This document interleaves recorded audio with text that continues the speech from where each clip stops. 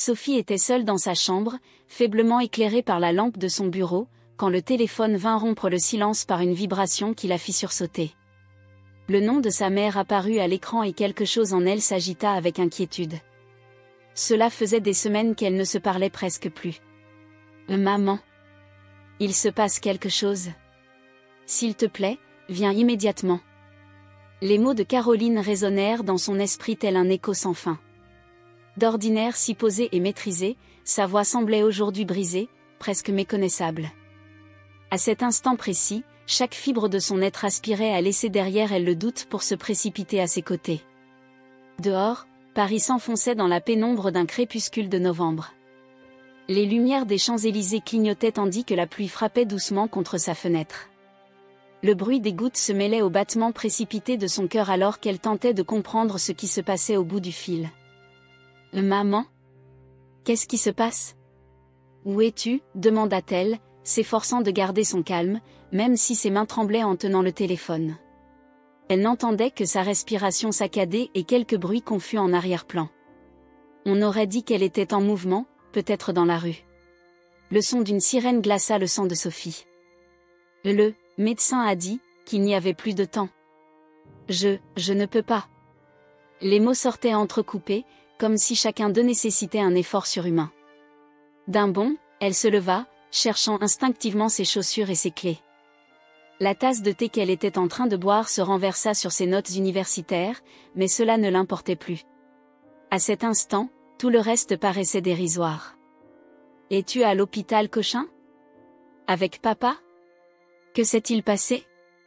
Les questions se bousculaient sur ses lèvres alors qu'elle enfilait sa veste et fouillait dans le tiroir de sa table de chevet pour retrouver son portefeuille. « Lucie, s'il te plaît. » La voix de sa mère devenait de plus en plus lointaine, comme si elle perdait connaissance. « J'ai besoin que tu viennes, tout de suite. » Puis, la communication fut coupée. Elle rappela immédiatement, mais le téléphone de sa mère signalait une ligne occupée. 3 tentatives de plus aboutirent au même résultat. L'anxiété se resserrait autour de sa poitrine tel un lierre envahissant qui lui coupait le souffle. 5 ans s'étaient écoulés depuis le diagnostic de son père, 5 années de traitement, d'espoir et de déception. Était-ce là la fin que tous redoutaient, mais que personne n'osait nommer ? Sophie composa alors le numéro de sa grande sœur, Lucie. Le téléphone sonna 4 fois avant qu'elle ne décroche. La musique et les rires en fond semblaient cruellement en décalage avec l'angoisse qui lui comprimait la poitrine. « Allô ? Sophie ?» Sa voix paraissait joyeuse, insouciante, comme si elle se trouvait en pleine fête. « Je te rappelle dans un instant, nous sommes en plein dîner de... » « C'est maman, » l'interrompit-elle. « Là elle vient d'appeler. Je crois que c'est pour papa. » Elle sonnait terriblement mal, Lucie. Elle pleurait, elle avait du mal à parler. Un silence s'installa au bout du fil. Sophie imagina sa sœur s'éloigner de la table pour trouver un coin plus calme afin de parler. « Qu'est-ce qu'elle t'a dit exactement ?» demanda-t-elle finalement, son ton devenant bien plus sérieux. Sophie répéta les quelques mots confus de leur mère, la sirène entendue, et la manière abrupte dont l'appel s'était interrompu. « Je vais la rappeler », annonça Lucie après un court instant de silence. « Je te rappelle dans 5 minutes. » Ces 5 minutes semblaient une éternité. Assise au bord du lit, la veste encore sur les épaules et les clés en main, elle hésitait entre sortir immédiatement et attendre des nouvelles plus précises. Les souvenirs affluaient dans son esprit, son père lui apprenant à faire du vélo au jardin du Luxembourg, ses mains fermes tenant la selle, les après-midi dominicaux passés à préparer une bouillabaisse sur la terrasse, son visage émacié après les premières séances de chimiothérapie. Et son sourire courageux lorsqu'elle lui avait rasé les cheveux avant qu'il ne tombe. Le carillon du téléphone la ramena brutalement au présent. C'était Lucie. « J'ai parlé avec maman, » dit-elle sans détour. « Elle est à l'hôpital avec papa. Apparemment, il a fait une rechute. Les médecins sont avec lui en ce moment. » « J'y vais, » répondit Sophie en se levant d'un bond. « Attends, Sophie » la retint Lucie. « Maman dit qu'il n'est pas encore nécessaire d'y aller. Ils font des tests et nous ne pouvons pas le voir pour l'instant. » Elle a expliqué que l'appel que tu as reçu était un moment de panique. Quelque chose dans son ton ne collait pas. Sophie connaissait sa mère, sa force inébranlable même dans les pires moments. Elle ne paniquait pas, elle, pas ainsi. Je ne peux pas y croire, répliqua-t-elle. Je l'ai entendu, Lucie. Elle était terrifiée. Je dois y aller. Sophie, écoute-moi, insista sa sœur. Nous sommes à la réception de fiançailles de Martha. Toute la famille est là, même les parents d'Étienne, le fils d'un des associés du cabinet de papa, sont venus de Lyon. Nous ne pouvons pas tous partir maintenant et laisser tout le monde en plan pour ce qui pourrait n'être qu'une fausse alerte. Martha, sa sœur cadette.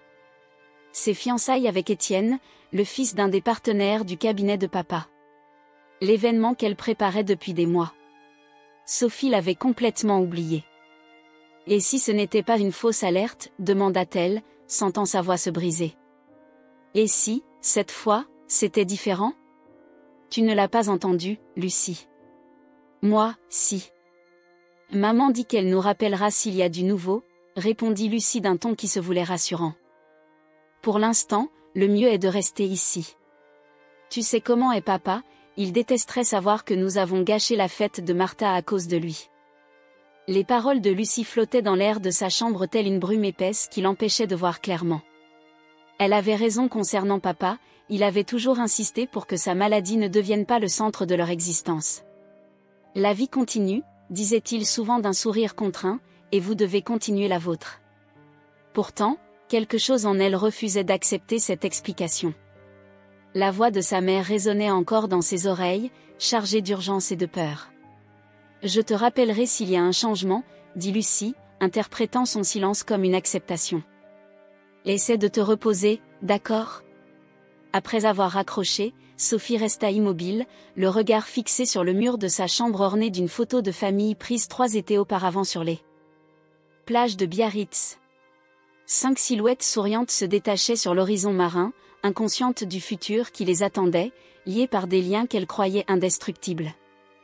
À cet instant, alors que la pluie s'intensifiait contre la fenêtre et que les doutes se bousculaient dans son esprit, elle ne pouvait imaginer que cette nuit allait tout changer. Que les décisions prises dans les heures à venir traceraient une ligne invisible mais définitive dans leur histoire familiale. Une ligne qu'une fois franchie, il serait impossible de raturer. Elle rappela sa mère. Cette fois, l'appel se connecta dès le premier son, comme si quelqu'un l'attendait près du téléphone. « Maman » demanda-t-elle d'une voix tremblante. « Sophie. » La voix, différente, plus maîtrisée mais avec un effort évident, répondit. « Pardon de t'avoir fait peur plus tôt. Que se passe-t-il? Comment va papa ?» Un silence sembla durer une éternité. « Les médecins sont avec lui maintenant » finit-elle par répondre. Sa tension est tombée fortement, ils ont dû l'intuber. Le mot « intuber » tomba sur elle comme un coup physique. Elle savait ce que cela signifiait.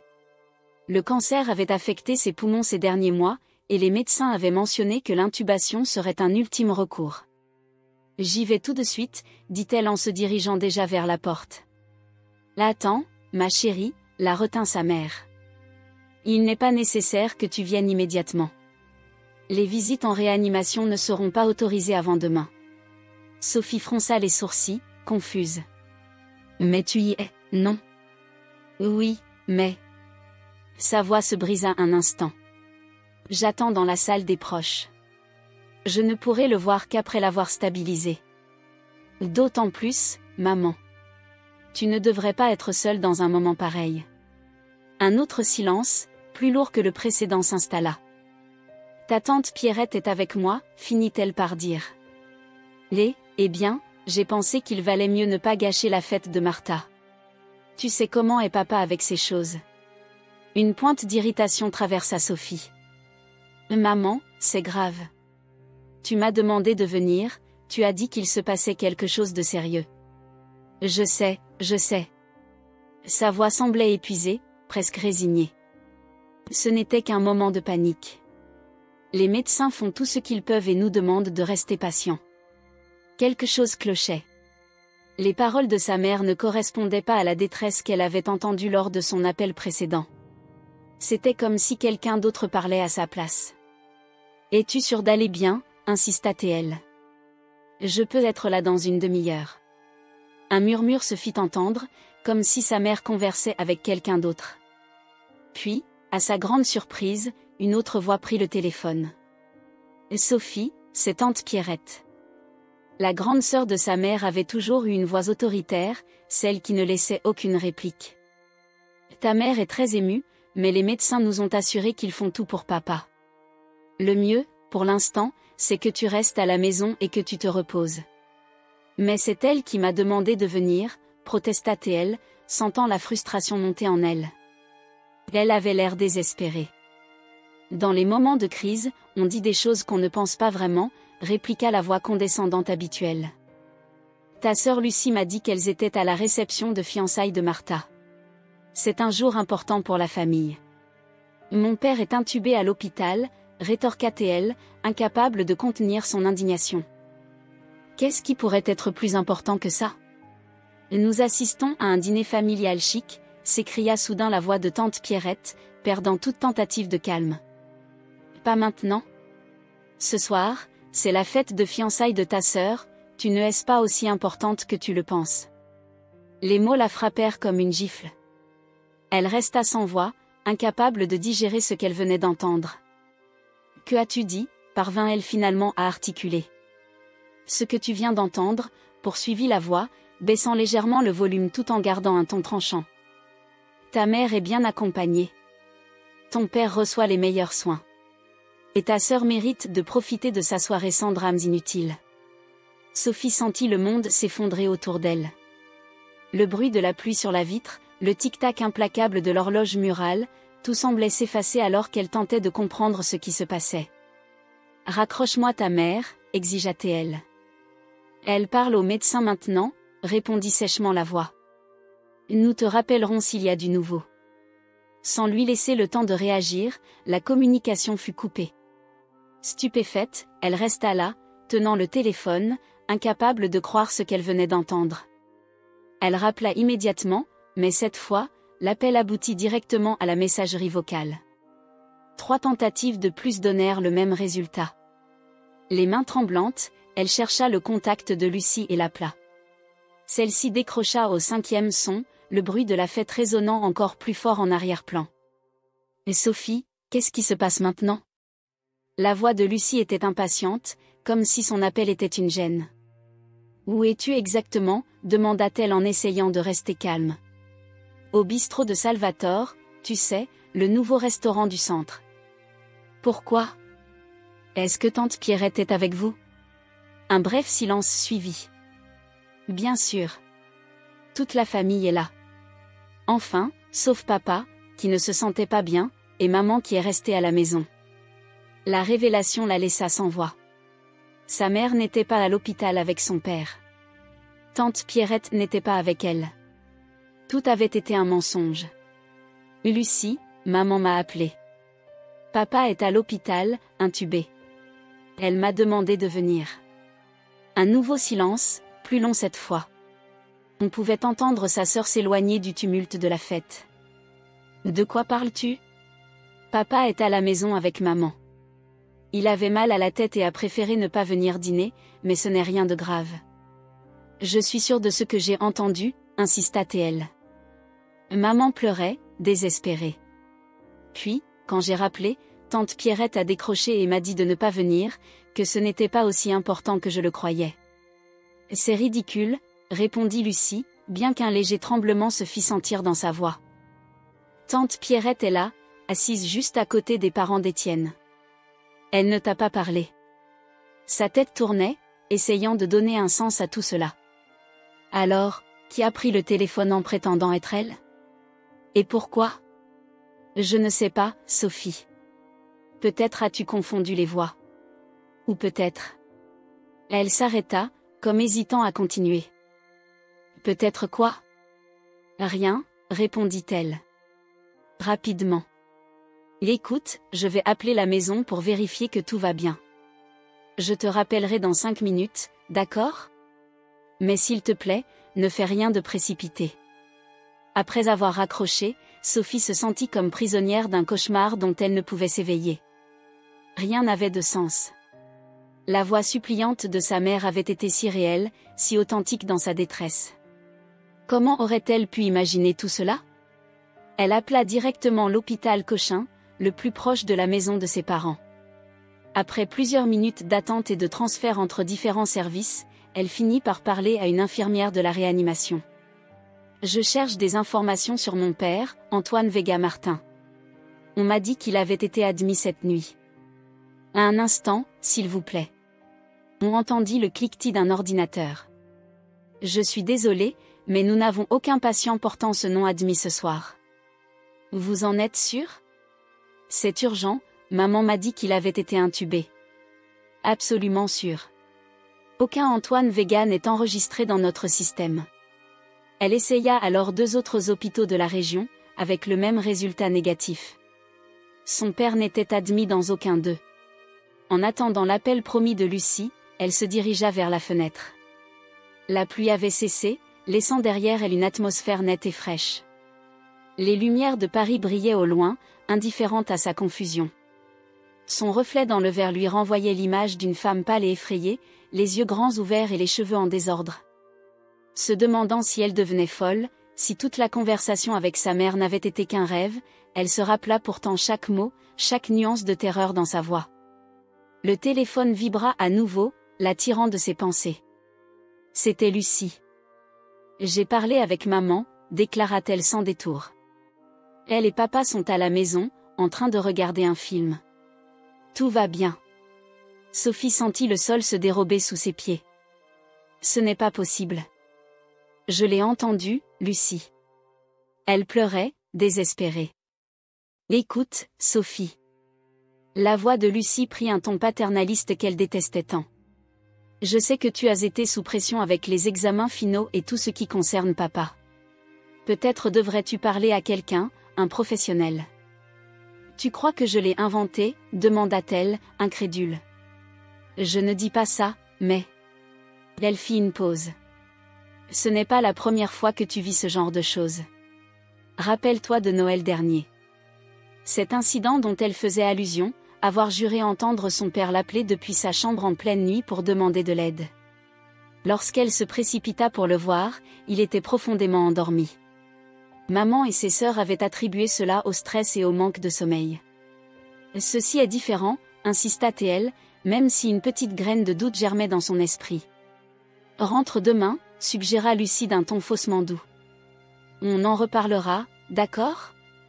Je dois retourner à la fête maintenant. Lorsque l'appel se termina, Sophie se sentit totalement seule, prise entre 2 réalités contradictoires, le désespoir entendu dans la voix de sa mère et la normalité que tout le monde semblait vivre. Le froid indifférent de sa famille face à ce qu'elle percevait comme une urgence lui laissa un sentiment d'abandon, telle une épine enfoncée dans sa poitrine. Assise au bord du lit, la tête entre les mains, elle tentait d'apaiser le tourbillon de pensées. Et si elles avaient raison? Et si tout n'avait été que le fruit de son imagination, le reflet de ses peurs les plus profondes se matérialisant en hallucinations auditives? Puis, elle se souvint d'un détail qu'elle avait négligé. Lors du premier appel de sa mère, elle avait entendu une sirène en arrière-plan. Une sirène d'ambulance. Et à cet instant, le doute céda la place à une douloureuse certitude, quelque chose se passait, quelque chose de grave, et pour une raison inconnue, sa famille avait choisi de la tenir à l'écart. Le taxi avançait sur le boulevard périphérique, la ceinture d'asphalte et de lumière encerclant Paris. À cette heure tardive, la circulation était légère, permettant aux véhicules de glisser rapidement parmi les rares voitures. Chaque kilomètre parcouru la rapprochait de l'hôpital et l'éloignait de la vie qu'elle avait connue jusqu'alors. « Vous allez à l'hôpital à une heure pareille ?» demanda le chauffeur, rompant le silence qui s'était installé entre eux. C'était un homme d'un certain âge, aux cheveux grisonnants et au visage empreint d'une bienveillance discrète, perceptible dans son rétroviseur. « Mon père est admis », répondit-elle brièvement, sans vouloir entrer dans les détails. « J'espère que ce n'est rien de trop grave », commenta-t-il, ajustant son rétroviseur. « Mon frère avait été à l'hôpital Saint-Louis l'année dernière. Ils ont d'excellents médecins là-bas. » Sophie acquiesça en silence. Elle ne voulait ni parler ni réfléchir. Chaque pensée la ramenait à l'appel de sa mère, aux mensonges de ses sœurs, à la maison vide et sombre qu'elle venait de quitter. Elle préférait se concentrer sur les lumières qui défilaient à travers la vitre, sur les immeubles se découpant contre le ciel nocturne de Paris. Son téléphone vibra dans sa poche. Un message de Lucie, tante Caroline nous a appelés. Ne va pas à l'hôpital, Sophie. Ce n'est pas le moment. Papa est stable, mais il ne veut pas te voir ainsi. Il ne veut pas me voir? Ou c'est toi qui ne veux pas que je le voie? Laissa-t-elle le message sans répondre, rangeant son téléphone d'un geste brusque que le chauffeur remarqua. Des problèmes familiaux, hein, dit-il avec un sourire compatissant. Ça se complique toujours quand la maladie s'en mêle. Elle le regarda dans le rétroviseur. Dans ses yeux se lisait une sagesse tranquille, celle de quelqu'un qui a vu bien des choses depuis son siège de taxi. Ma famille m'a menti, confia-t-elle, étonnée de se livrer à un inconnu. Mon père est gravement malade à l'hôpital et ils ont tous fait semblant que tout allait bien parce que ma sœur avait une fête de fiançailles. Le chauffeur acquiesça lentement. Les gens font des choses étranges quand ils ont peur, dit-il après un moment. Parfois, on ment pour protéger ceux qu'on aime, ou du moins, c'est ce qu'on se raconte. Pour me protéger? De quoi? De devoir dire adieu à mon père si. Elle ne put terminer sa phrase, l'émotion lui coupant la voix. De la vérité, peut-être, répondit-il doucement. La vérité peut être bien trop douloureuse. Ses paroles flottaient dans l'air alors que le taxi prenait la sortie menant à l'hôpital. La vérité. Quelle vérité lui dissimulait-il? Que son père était bien plus malade que ce qu'on lui avait dit ces derniers mois? Que le traitement n'avait pas l'effet escompté? Ou quelque chose d'encore plus terrible, qu'elle n'osait imaginer? Le taxi s'arrêta devant l'entrée principale de l'hôpital Pitié-Salpêtrière, un bâtiment imposant se dressant tel un rempart sous le ciel nocturne. Elle paya la course et sortit dans l'air frais de novembre. Le vent lui fouetta le visage, apportant avec lui l'odeur caractéristique de désinfectant mêlée à celle de la terre mouillée après la pluie. En s'avançant vers l'entrée, son téléphone vibra de nouveau. Cette fois, c'était un message de sa mère. « Sophie, je suis au 3e étage, en oncologie. Ton père vient d'entrer en salle d'opération. S'il te plaît, viens. » Ce message confirmait qu'elle avait pris la bonne décision. Sa mère avait besoin d'elle, malgré les mensonges de ses sœurs. D'un pas décidé, elle franchit les portes automatiques et se dirigea vers les ascenseurs. L'hôpital était étonnamment animé pour presque minuit. Le personnel soignant vaquait à ses occupations, des proches fatigués arpentaient les salles d'attente, et les haut-parleurs appelaient sans cesse des médecins de garde. La vie et la mort coexistaient dans cet espace, séparés à peine par l'épaisseur d'un mur. En attendant l'ascenseur, elle se rappela la première fois où elle avait été dans cet hôpital, il y a 5 ans, le jour où ils avaient reçu le diagnostic. Son père, toujours si fort et plein de vie, semblait s'être rétréci sous le poids de ce mot terrible, cancer. Sa mère avait pleuré en silence, serrant sa main avec force. Ses sœurs et elle s'étaient regardées, démunies, partageant une peur indicible. Alors, elles étaient unies, affrontant ensemble ce qui allait venir. Qu'avait-il bien pu changer? À quel moment étaient-elles devenues des étrangères se mentant les unes aux autres? L'ascenseur la conduisit au 3e étage. Les portes s'ouvrirent avec un léger bip, dévoilant un couloir silencieux et faiblement éclairé. Le service d'oncologie semblait endormi, ou du moins feignait l'être. Au fond, près d'une machine à café, elle distingua une silhouette familière, sa mère.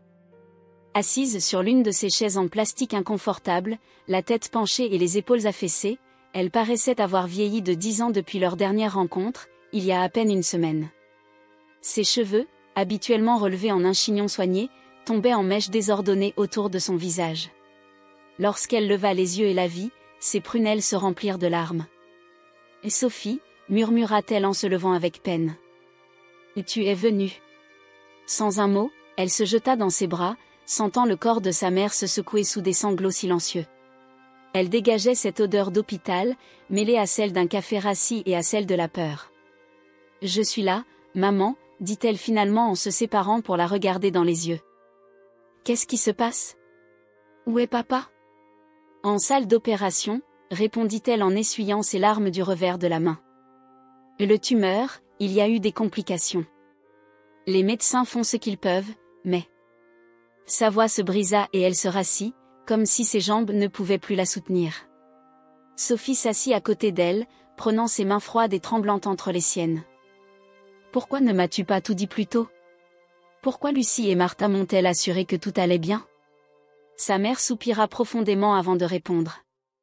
C'était ma décision, avoua-t-elle d'une voix basse. Je ne voulais pas gâcher la fête de Martha.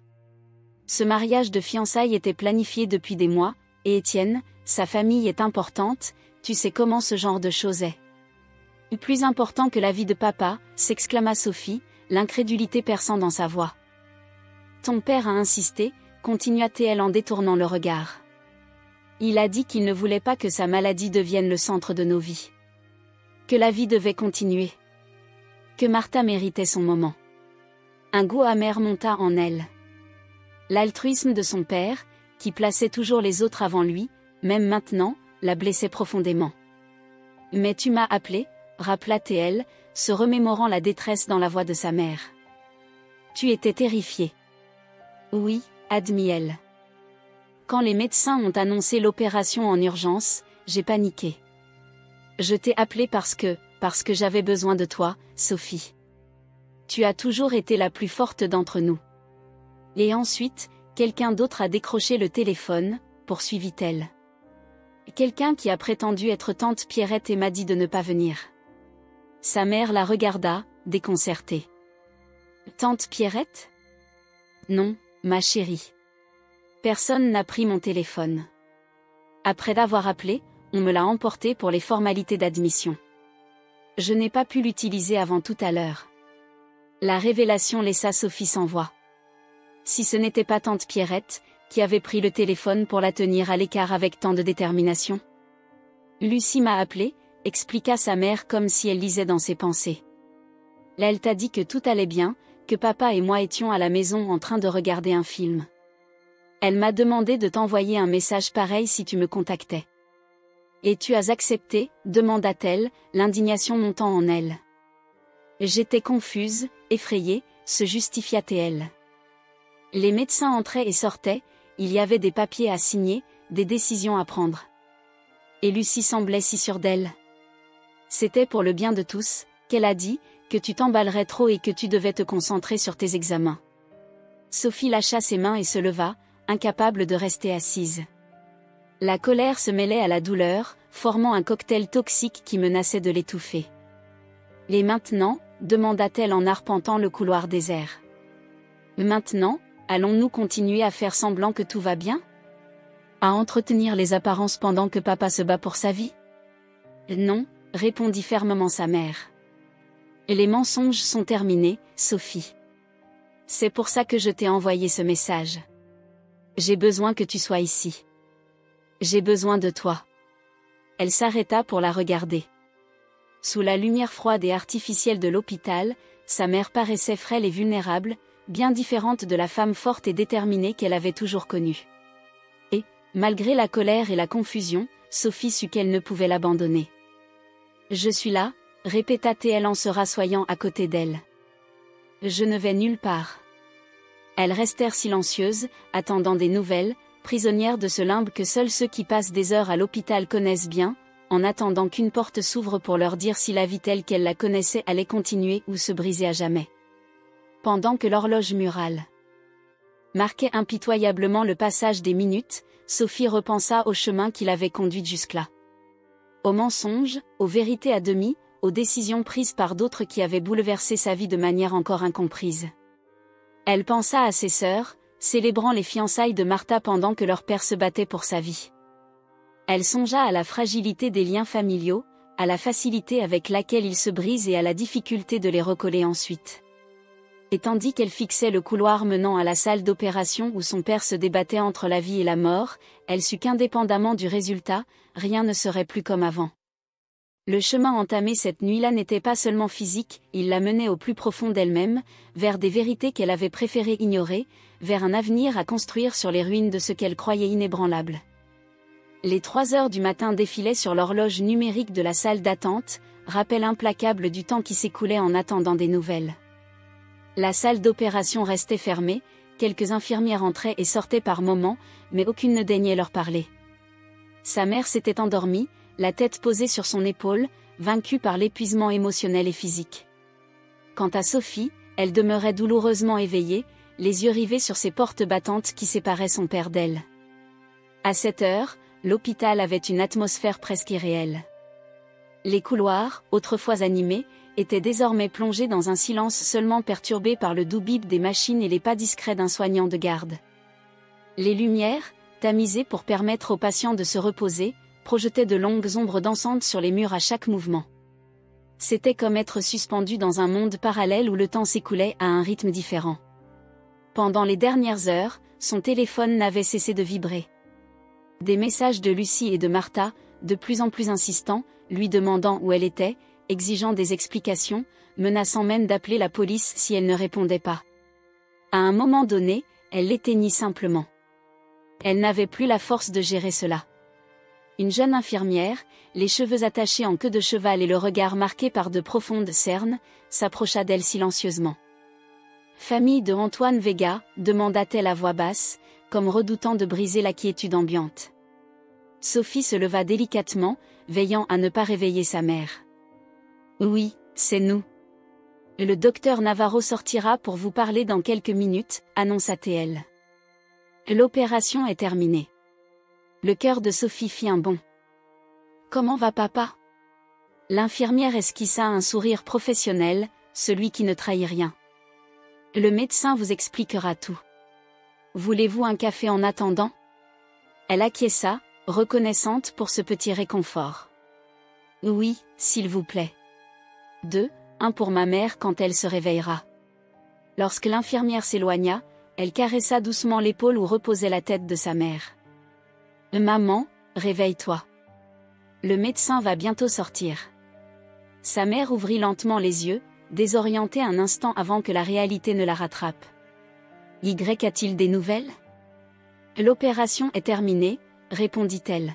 « Le médecin sera bientôt là. » Elle se redressa en passant ses mains dans ses cheveux, tentant de les remettre en ordre, geste typique d'elle, toujours soucieuse de son apparence, même en de telles circonstances. Cela aurait pu la faire sourire en d'autres temps. L'infirmière revint avec 2 gobelets en plastique remplis d'un breuvage sombre que, par politesse, on appelait café. Elles en prirent chacun, car en ce moment, toute dose de caféine était la bienvenue. « Tes sœurs ?» demanda sa mère après avoir goûté le café, faisant une grimace à cause de son amertume. « Je ne leur ai pas encore parlé, » répondit-elle en détournant le regard. « Tu devrais les appeler, » suggéra-t-elle. « Elles doivent s'inquiéter. » Un rire amer s'échappa de ses lèvres avant qu'elle ne puisse le retenir. « S'inquiéter ? Elles étaient trop occupées avec la fête de fiançailles pour se soucier de papa ou de toi. »« Sophie !» commença sa mère, mais s'arrêta lorsque les portes de la salle d'opération s'ouvrirent et qu'un homme en blouse verte apparut. Le docteur Navarro, un chirurgien d'âge moyen aux cheveux grisonnants et aux lunettes fines, s'approcha d'elle, l'air fatigué. Elles se levèrent d'instinct, comme propulsées par un ressort invisible. Le visage du médecin était sérieux, sans pour autant être sombre. Sa mère serra sa main avec force tandis qu'elles attendaient ses explications. « Madame Vega, Mademoiselle Vega », salua-t-il d'un léger hochement de tête. « L'opération a été compliquée, mais nous avons réussi à contrôler l'hémorragie. » La tumeur exerçait une pression sur l'artère pulmonaire, ce qui avait provoqué sa rupture. Nous avons effectué une résection partielle pour soulager cette pression. « Alors, il va s'en sortir ?» demanda sa mère d'une voix tremblante. Le médecin ajusta ses lunettes avant de répondre.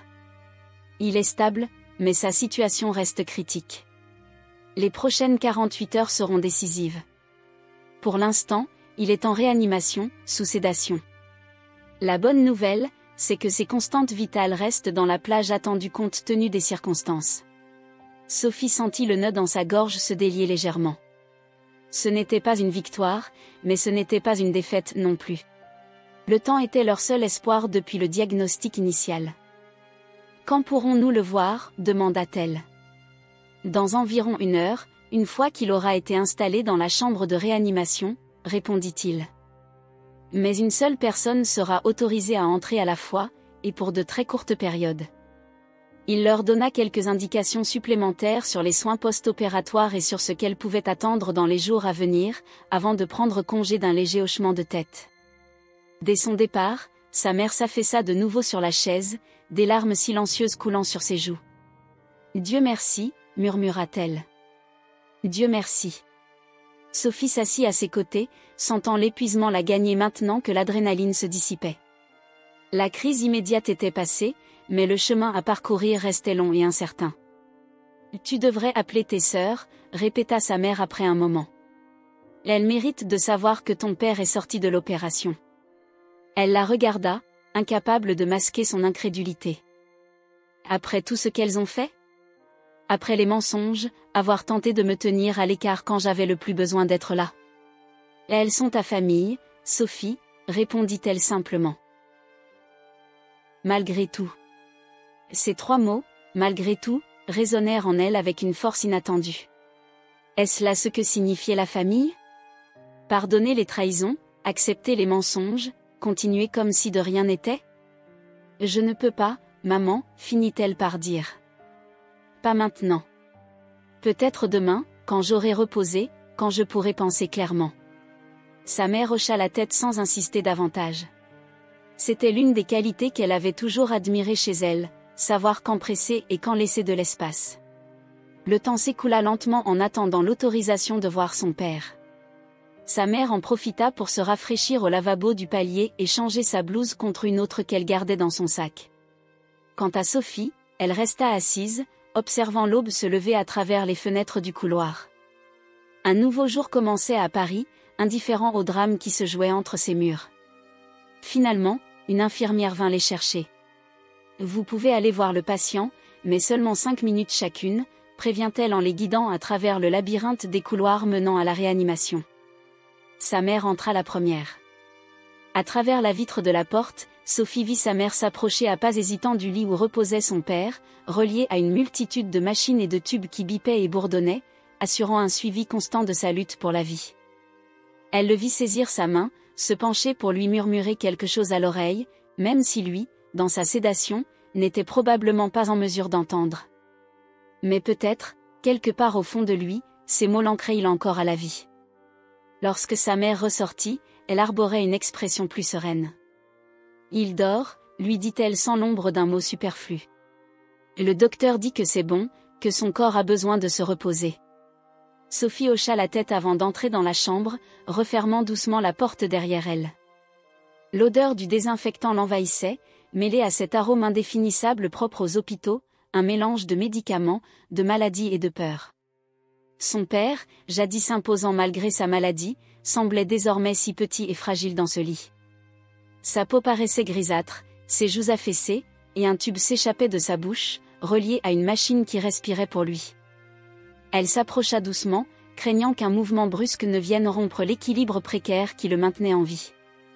Elle prit sa main, froide et molle, entre les siennes. « Bonjour, papa », murmura-t-elle. « C'est Sophie. Je suis là. » Les larmes, qu'elle avait refoulées pendant des heures, se mirent enfin à couler en silence sur ses joues. Toute la tension, la peur, la colère et la confusion accumulées au fil des heures se déversèrent en ce sanglot muet. « Je suis désolée », continua-t-elle, sans vraiment savoir pourquoi elle s'excusait. Peut-être de ne pas avoir été plus présente ces derniers mois, peut-être d'avoir laissé la distance s'installer entre eux, ou peut-être tout simplement parce qu'elle était humaine, avec toutes ses imperfections. Le moniteur cardiaque gardait son rythme régulier, le seul son dans la pièce à part sa respiration saccadée. Elle scruta le visage de son père, cherchant en lui l'homme qui lui avait appris à faire du vélo, qui lui avait raconté des histoires avant de dormir, qui l'avait soutenue lorsqu'elle avait décidé de changer de carrière contre l'avis de tous. Il était là, quelque part, sous la pâleur et les tubes, luttant pour revenir parmi eux. « Je t'aime », dit-elle enfin en serrant doucement sa main. « Et je resterai là quand tu te réveilleras. Je te le promets. » L'infirmière apparut à la porte, lui faisant signe que son temps était écoulé. À regret, Sophie lâcha la main de son père et se pencha pour lui déposer un baiser sur le front avant de sortir. Sa mère l'attendait dans le couloir, affichant un visage d'épuisement infini. « Nous devrions trouver un endroit pour nous reposer », suggéra-t-elle. « Il y a une salle pour les proches à cet étage où nous pouvons nous allonger un moment. Sophie se laissa guider, trop épuisée pour protester. La salle en question était un petit espace avec 2 vieux canapés, une table basse couverte de magazines démodés et une machine distributrice offrant café et encas. Chacune s'installa sur un canapé, utilisant leur manteau comme couvertures improvisées. « Merci d'être venue, Sophie », murmura sa mère depuis le canapé. « Je ne sais pas si j'aurais pu affronter tout cela seule. » Ces mots lui rappelèrent pourquoi elle était là, l'appel désespéré de sa mère, la terreur dans sa voix. « Pourquoi avez-vous essayé de m'en empêcher, maman ? Pourquoi Lucie et Martha m'ont-elles menti ?» Sa mère soupira profondément avant de répondre. « Ton père et moi, nous leur avons demandé de ne pas t'inquiéter. De te laisser te concentrer sur tes études. C'était une erreur, je le vois maintenant. Mais nous l'avons fait avec de bonnes intentions. Et quand leur as-tu dit que tu m'avais appelé ? Quand leur as-tu dit que papa était à l'hôpital ? » Un autre soupir, plus lourd cette fois. Elles se sont fâchées. Elles ont dit que ce n'était pas juste pour Martha, que sa soirée spéciale serait gâchée. C'est Lucie qui a insisté pour qu'on te dise que tout allait bien, que papa et moi étions à la maison. Et tu as accepté ? La voix de Sophie tremblait d'incrédulité. J'étais terrifiée, Sophie, admit-elle d'une voix brisée. Les médecins venaient d'annoncer qu'ils devaient opérer papa en urgence, qu'il risquait de ne pas survivre. Je ne pensais plus clairement. Et Lucie semblait tellement sûre d'elle. Elle a toujours eu ce pouvoir sur moi, tu le sais bien. Oui, elle le savait. Sa grande sœur, de 7 ans son aînée, avait toujours eu une personnalité dominante. Depuis leur enfance, c'était elle qui décidait des jeux, des émissions à regarder, même des vêtements à porter pour les grandes occasions. Leur mère, de nature conciliante, ne s'opposait presque jamais à elle. Pourtant, tu m'as appelé, insista Sophie. Malgré tout, tu m'as appelé. Parce que tu me manquais, répondit simplement sa mère. Parce que, même si j'essaie d'être forte pour nous toutes, parfois je ne le peux pas. Et je savais que tu viendrais, peu importe ce que Lucie ou Martha diraient. Ces mots la touchèrent profondément. Au milieu de toute cette confusion, une vérité s'imposa, sa mère avait eu besoin d'elle, et elle était venue. Peut-être était-ce la seule chose qui comptait réellement. « Repose-toi un peu », dit-elle en sentant ses propres paupières se fermer sous le poids de l'épuisement. « Nous serons là quand papa se réveillera. » Elle ferma les yeux, laissant le sommeil la gagner malgré l'agitation intérieure. Mais avant de sombrer complètement, une dernière image traversa son esprit, celle de son père allongé dans ce lit d'hôpital, luttant pour sa vie tandis que le reste de la famille poursuivait son existence comme si de rien n'était. Et elle se demanda, alors que sa conscience s'effaçait peu à peu, si jamais elle pourrait réparer ce qui avait été brisé cette nuit-là. Une semaine plus tard, Paris se réveillait sous un ciel chargé de nuages menaçants de pluie. Depuis la fenêtre de la chambre 312 de l'hôpital Pitié-Salpêtrière, elle observait lentement le défilement de ces nuages gris, comme si le ciel partageait le fardeau que chacun portait dans son cœur. Son père avait survécu à l'opération, mais les médecins restaient prudents dans leurs pronostics. Un jour à la fois, répétait le docteur Navarro à chaque visite, un mantra que la famille avait adopté. Sa mère était rentrée chez elle pour prendre une douche et se changer, la laissant seule veiller le matin. C'était un rituel instauré depuis 7 jours, des tours de 8 heures pour qu'aucun de ses proches ne soit seul. Bien que son père restât plus endormi que éveillé à cause des médicaments, les médecins insistaient sur le bienfait de leur présence. Le bruit d'une porte qui s'ouvrait l'attira de ses pensées. Elle s'attendait à voir une infirmière, mais c'était Lucie qui apparut. Elle ne s'était pas vue depuis cette nuit-là, bien qu'elle sache que sa sœur avait rendu visite à leur père pendant ses absences. Elles avaient coordonné leurs horaires pour éviter de se croiser. Lucie resta dans l'encadrement de la porte, semblant hésiter à entrer. Elle portait un élégant manteau noir et une écharpe en cachemire gris, ses cheveux parfaitement relevés en un chignon bas. Même en de telles circonstances, son allure restait irréprochable. « Bonjour », dit-elle finalement d'une voix tentant de paraître décontractée, sans réussir à dissimuler la tension. « Je ne savais pas que tu serais ici maintenant. »« Maman a dû rentrer pour se changer », répondit-elle en détournant le regard vers la fenêtre. « Et elle reviendra dans quelques heures. » Lucie hocha la tête et entra, refermant doucement la porte derrière elle. Elle s'approcha du lit où reposait son père, connecté à moins de machines qu'avant mais encore dépendant d'un apport en oxygène supplémentaire pour respirer convenablement. « Comment s'est passée la nuit ?» demanda-t-elle, déposant un bouquet de fleurs fraîches dans le vase posé à côté du lit. « Tranquille. Le médecin dit que ses poumons répondent bien, mais il a encore besoin d'oxygène supplémentaire. » Lucie acquiesça de nouveau, et un silence gênant s'installa, seulement rompu par le bip constant du moniteur cardiaque et la respiration laborieuse de son père. Lucie prit place sur une chaise de l'autre côté du lit, ses mains manucurées ajustant nerveusement son écharpe. « Et Sophie, je crois que nous devrions parler », déclara-t-elle finalement en la regardant droit dans les yeux pour la première fois. « De quoi ?» répondit-elle, un ton plus tranchant qu'elle n'avait voulu, sans adoucir ses mots. « De ce qui s'est passé cette nuit. De pourquoi nous avons fait ce que nous avons fait. » Un rire amer s'échappa de ses lèvres. « Tu veux dire me mentir délibérément pendant que papa se battait pour sa vie? Faire en sorte que maman me mente aussi? » « Ce n'était pas comme ça, » protesta Lucie. « Tu ne comprends pas. » « Alors explique-moi, » l'interrompit-elle en s'écartant de la fenêtre pour la confronter. « Explique-moi pourquoi tu as décidé que la fête de fiançailles de Martha était plus importante que la vie de notre père. Explique-moi pourquoi tu pensais avoir le droit de me cacher une telle vérité. » Le visage de Lucie pâlit sous la dureté de ses mots, mais elle parvint à garder son calme. Sophie avait toujours admiré cette capacité de sa sœur à rester maître d'elle-même, bien que, maintenant, cela ne faisait qu'amplifier son irritation. « La fête de Martha. » commença-t-elle, mais s'arrêta comme hésitante. Et non, ce n'était pas seulement une question de fête. Papa nous avait fait promettre de maintenir une apparence de normalité le plus longtemps possible. Quand son état s'est dégradé cet après-midi-là, il nous a expressément demandé que la célébration continue. Les mamans ? Lui a-t-elle aussi demandé d'affronter seule son hospitalisation ? Et non, bien sûr que non, répondit Lucie en détournant le regard. J'étais censée aller à l'hôpital après le dîner. Étienne et ses parents comprenaient la situation. Mais ensuite, maman t'a appelé, et tout, c'est compliqué. C'est compliqué, répéta-t-elle, incrédule. C'est ainsi que tu décris ça ? Martha était hystérique, poursuivit Lucie. Elle affirmait que tu faisais toujours la même chose, que tu attirais l'attention sur toi, même lors de sa soirée spéciale. Et moi ? Et toi alors ? J'ai cru c'est dire, admit-elle enfin.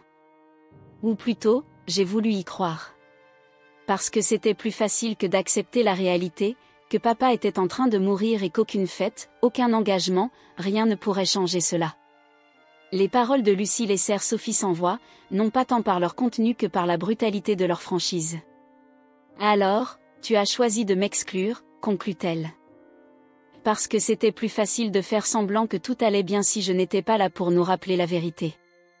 Ce n'était pas une décision consciente, Sophie. C'était, je ne sais pas.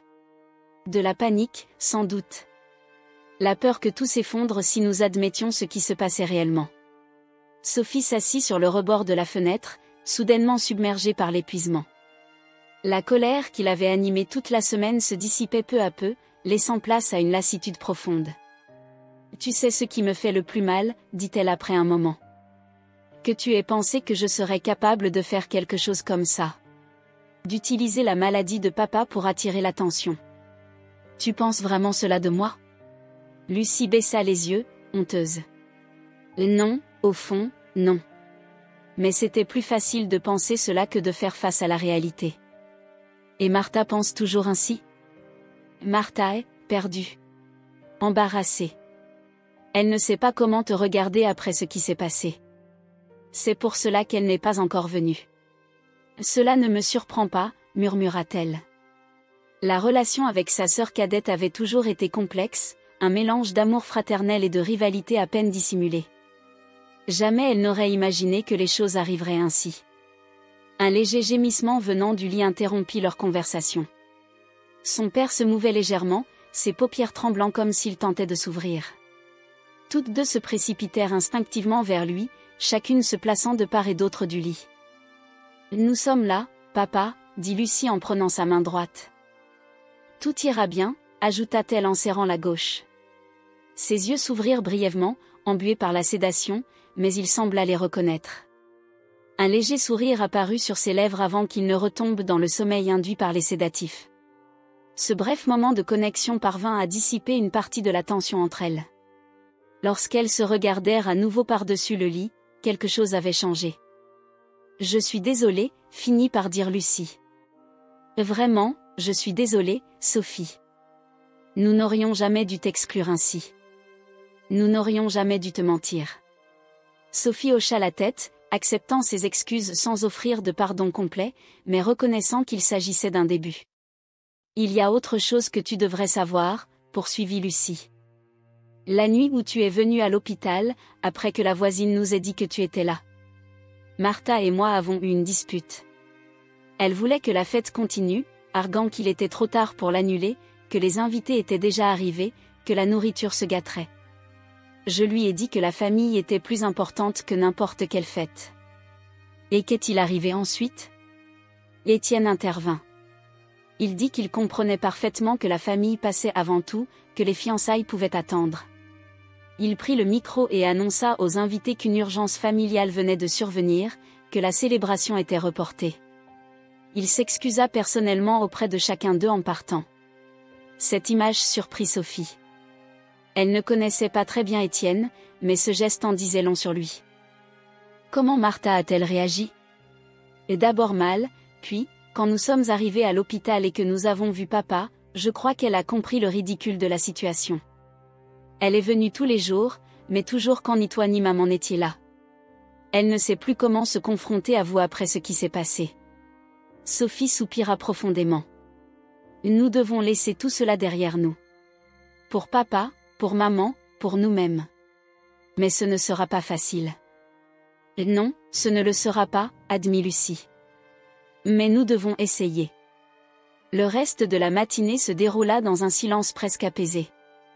Lucie resta plus longtemps que prévu, même lorsque maman arriva, elle ne se hâta pas de partir comme elle l'avait fait les jours précédents.